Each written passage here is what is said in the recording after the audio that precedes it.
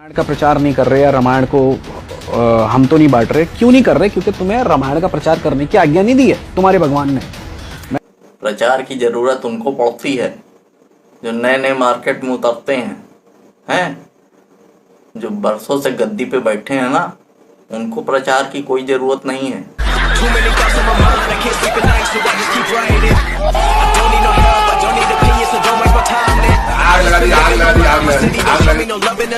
देश नहीं है यीशु मसीह के लिए हिंदुस्तान तो उन्हीं की सृष्टि का हिस्सा है।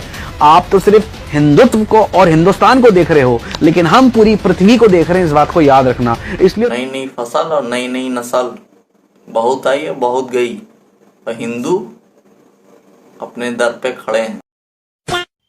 भारत के इतिहास में उत्तर प्रदेश के पूर्व मुख्यमंत्री कल्याण सिंह का 21 अगस्त को निधन हो गया।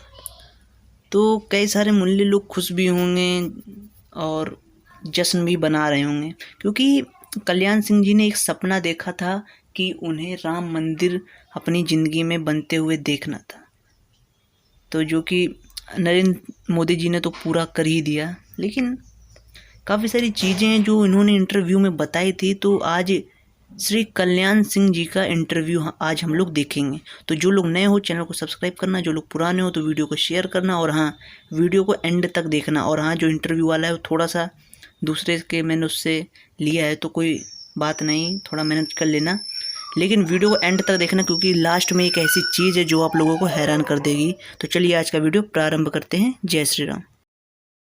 देश में यदि बीजेपी की गवर्नमेंट बनी तो अयोध्या, काशी और मथुरा के मुद्दे पर उसका रुख क्या होगा? अल्पसंख्यकों की सुरक्षा की कितनी गारंटी होगी? ऐसे ही कुछ सवाल आज एक बार फिर अहम हो गए हैं। तो आइए इन्हीं सवालों पर चर्चा करते हैं कल्याण सिंह से। अच्छा, एक सिनेरियो हम आपको देते हैं कि हो सकता कि इलेक्शन के बाद बीजेपी कुछ सीटों से मेजॉरिटी उसकी रह जाए, तो उस हालत में आप किसको चीफ मिनिस्टर के लिए सपोर्ट करेंगे? मैं राजीव जी इस चीज़ को एकदम हाइपोथेटिकल क्वेश्चन मानता हूं, क्योंकि सारा कैलकुलेशन हमने जो किया है उसके आधार पर हमको स्पष्ट बहुमत मिलेगा, इसलिए किसी दूसरे प्रश्न पर विचार करने का सवाल ही पैदा नहीं होता है। नहीं, उदाहरण के लिए मान लो नहीं मिल पाया तो आप दोबारा से बीएसपी को, मायावती को सपोर्ट करेंगे? जब हम विश्वास के साथ कह रहे हैं कि हमको बहुत अच्छा स्पष्ट बहुमत मिलेगा, हम 2/3 बहुमत के आसपास जा सकते हैं, तो किसके साथ क्या करना है क्या नहीं करना है ये सवाल ही नहीं उठता है। पिछली बार आप चीफ मिनिस्टर बने थे तो बाबरी मस्जिद गिरी थी, इस बार आप चीफ मिनिस्टर बनेंगे तो कौन सी मस्जिद गिरवाएंगे, काशी की या मथुरा की? पहले तो मेरा उस शब्द पर बड़ा सख्त एतराज है जो लोग इसे बाबरी मस्जिद कहते हैं। वो एक ढांचा था। नहीं, लेकिन सेंट्रल फोर्सेज वहां लगी थी, उनका इस्तेमाल क्यों नहीं किया आपने? नहीं, हमने रोका ही नहीं। परिस्थिति वहां पर ऐसी पैदा हो गई कि सेंट्रल फोर्सेज जा नहीं सकी और गोली चलवाने का हम आदेश दे नहीं सकते थे, और गोली चलवाने का आदेश न देना हमारा कितना सही कदम था ये बाकी की परिस्थितियों ने भी सिद्ध कर दिया। नहीं, लेकिन आप गोली न चलवाते, आंसू गैस के गोले तो छुड़वा सकते थे, लाठी तो चलवा सकते थे, हेलीकॉप्टर तो वहां पे भेज सकते थे। लाठी चार्ज भी हुआ, आंसू गैस भी छोड़ी गई, नाकाम रही सब। अरे जब वहां पर जो उत्तेजना लोगों में पैदा हो चुकी थी जिस सीमा तक, हम गोली भी चलवा देते तो अभी लोग तो मार जाते हजारों। हमने अनुमान लगाया कि ढांचा फिर भी नहीं बचेगा। हमने कहा ठीक है, लोगों को नहीं जाने देंगे, ढांचा जाता जाए। अच्छा, लेकिन जिम्मेदारी तो आपके ऊपर आती है। आपने सुप्रीम कोर्ट में वचन दिया था कि हम ढांचा नहीं गिरने देंगे, और इसके बाद भी अगर गिर गया तो इसके लिए किसे जिम्मेदार माना जाए? आपकी कमजोरी साबित हुई।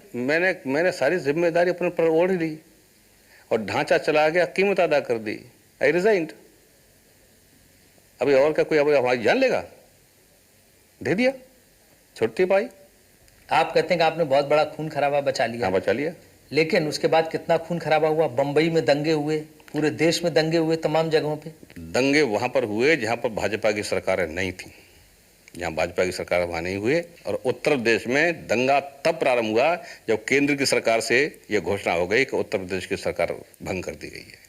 उसके पहले तो कुछ नहीं। इसका मतलब दंगा का रिमोट कंट्रोल आपके हाथ में, कि जब चाहे दंगे हो जाए, जब ना चाहे दंगे ना हो। नो, दंगा ही जानते हैं कि भाजपा दंगा करने वालों के साथ सख्ती से निपटती है, इसलिए घर बैठ जाते हैं वो। यही हमारा रिमोट कंट्रोल है।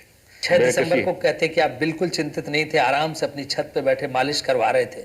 नहीं, जब खबर आई कि हो गया, ढांचा गिर गया है, मालिश तो वाला भी आपके ऊपर कोई रिएक्शन नहीं हुआ? सिर्फ जाके बाद में आपने इस्तीफा मजबूरी में दे दिया? मालिश वगैरह हम कुछ नहीं करा रहे थे, अपने आवास में बैठे थे। हमारे एक दो साथी सहयोगी मंत्री भी आए हुए थे, उनसे हमारी बातचीत चल रही थी। और अयोध्या में जो घटित हो गया, जब घटित हो गया तो हो गया, उठा करके अपनी जिम्मेदारी समझते हुए हमने त्यागपत्र दे दिया। और राम मंदिर के बनाने के खातिर, अरे एक क्या, अगर 10 बार सरकारें कुर्बान करनी पड़ेगी तो हम तैयार हैं। क्योंकि हम राम मंदिर को किसी जाति का, किसी मजहब का, राजनीति का, वोट का, ये हम प्रश्न नहीं मानते। ये राष्ट्रीय प्रश्न है, राष्ट्रीय अस्मिता का प्रश्न है। अच्छा, राम मंदिर की बात आप फिर उठा रहे हैं कि इसका मतलब कि चीफ मिनिस्टर बनने के बाद राम मंदिर आप बनवाएंगे अयोध्या में? राम के मंदिर के निर्माण के मार्ग की बाधाएं उस दिन दूर होंगी जिस दिन केंद्र में भारतीय जनता पार्टी की सरकार बनेगी। क्योंकि अब जो गेंद है वो केंद्र सरकार के आंगन में पड़ी है। हम केंद्र के ऊपर दबाव डालेंगे कि राम के मंदिर के निर्माण की जितनी बाधाएं खड़ी हैं उनको दूर किया जाए। रामायण का प्रचार नहीं कर रहे या रामायण को हम तो नहीं बांट रहे। क्यों नहीं कर रहे? क्योंकि तुम्हें रामायण का प्रचार करने की आज्ञा नहीं दी है तुम्हारे भगवान ने। प्रचार की जरूरत उनको पड़ती है जो नए नए मार्केट में उतरते हैं, जो बरसों से गद्दी पे बैठे हैं ना, उनको प्रचार की कोई जरूरत नहीं है। देश नहीं है, यीशु मसीह के लिए हिंदुस्तान तो उन्हीं की सृष्टि का हिस्सा है। आप तो सिर्फ हिंदुत्व को और हिंदुस्तान को देख रहे हो, लेकिन हम पूरी पृथ्वी को देख रहे हैं। इस बात को याद रखना। इसलिए नई नई फसल और नई नई नस्ल बहुत आई है, बहुत गई, और हिंदू अपने दर पे खड़े हैं। जय श्री राम भाइयों। आज एक वीडियो देखने को मिली, वैसे तो काफ़ी पुरानी है, लेकिन फिर भी इस मुद्दे पे बात करना ज़रूरी है क्योंकि उसने हिंदुओं से सवाल किए हैं और एक हिंदू होने के नाते उसका जवाब देना हमने ज़रूरी समझा। इसलिए ये वीडियो पहले आप लोग देख लीजिए। Praise the Lord, this is angel. अभी आप लोगों ने वीडियो देखा होगा और देख के अफसोस हुआ। ये जवान लोग कुछ ट्रैक का डिस्ट्रीब्यूशन कर रहे थे और किस तरीके से इन लोगों को हैरेस किया गया इन लोगों ने। कौन से धर्म से हो आप?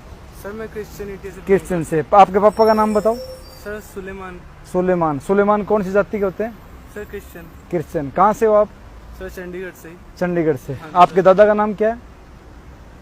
सर दादा का नाम बताओ मेरे को क्लियर। सर उनका नाम थॉमस है। थॉमस है। हाँ जी सर। थॉमस है। दादा कहाँ से है? सर वो देहरादून से है। देहरादून से। और आपके परदादा? आपके सर उनका तो सर मुझे नहीं पता सर। आपको मतलब आपका अतीत नहीं पता। एक मिनट रुकिए, एक मिनट सर रुकिए। मैं एडमिट। कोई बात नहीं, आप मेरे को क्लियर करो। मैं ये आपका धर्म अपनाऊंगा। आप रात को 11 बजे क्यों आप ऐसा कर रहे हो? आपको पूरा दिन पड़ा हुआ है। दिन में क्यों? सुबह भी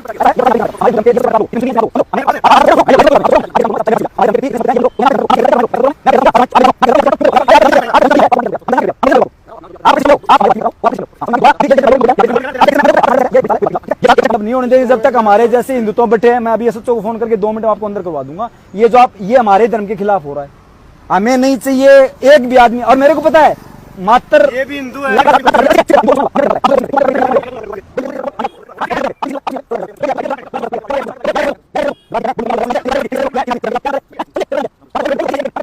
आपका नंबर दे। और तू ये क्या कर रहा है? तेरे बाप को पता है इस चीज का?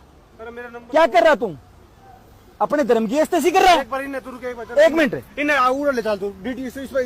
नहीं रुको रुको। क्या कर रहा है तू? हंस रहा है ऊपर से। हेलो, इसका मतलब बता। समझे होगे? साला शर्म कर।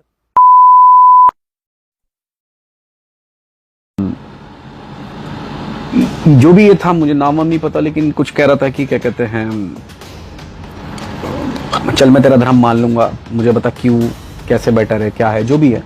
पूरा इंटरव्यू ले रहा था उसका वो। तो मैं एक बात बताना चाहूँगा। पहली बात तो यह है कि